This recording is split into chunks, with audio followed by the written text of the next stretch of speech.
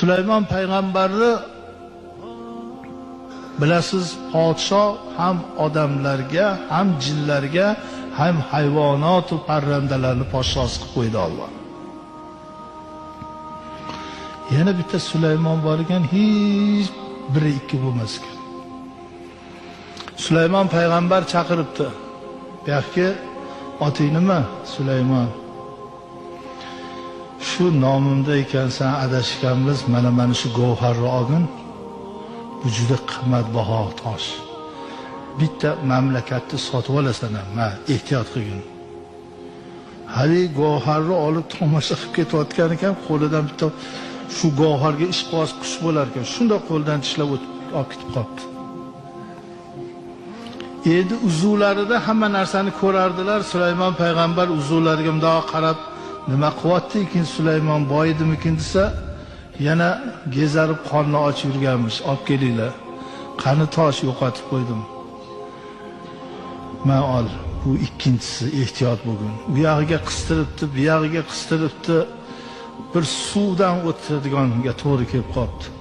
Og'ziga solib suvdan o'tayotganda bir nima bo'lib, ha degan ekan, og'zidan suvga tushib ketdi. Yana 5-6 kundan keyin uzuviga bundoq qarasa, Sulaymon o'shandoq olib keldi. Mana bu oxirgisi, bu dunyoda o'zi uchta. Men uchinchisini olgan. Uchinchisini ham bir sirg'anib yiqilibmi, bir nima bo'lib yo'qotadi. Oxiri qarasa yana shu chaqiringlar bu yoqqa deydi. Ey odammas, asl noshud ekansan. Men seni Xudo aslida seni shunday yaratgan ekan, men seni boy qilaman deb harakat qilibman. Yo'qol, ko'zimga ko'rinma deb o'ribdi. Haligi Sulaymon aytarmish, Alloh mingta payg'ambar, bitta Alloh bo'lolmas ekan.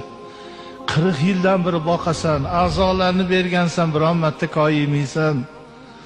O'zingga ham sano bo'lsin. Bandang payg'ambaring 3 marta yordam berib, yuzimga solib, dargohidan haydadi-ya, yig'lab bir joy kelimida o'tirsa, daraxtni qovog'ida bir narsa yalt qilarmish. Borib qarasa, uchovini ham o'sha qush olib iniga qo'yib qo'ygan ekan. Buni Alloh berdi endi. Halini olib bir payt qarab qo'yishini oshdan deb uzukka qarasalar, qasr qurdirayotganmiz bir shaharda, zo'r kiyim olgan. Darrov oldiga borib, ha Sulaymon desa, ha payg'ambar, Alloh berdi, uchovini berdi. Alloh bergani abadiy bo'ladi.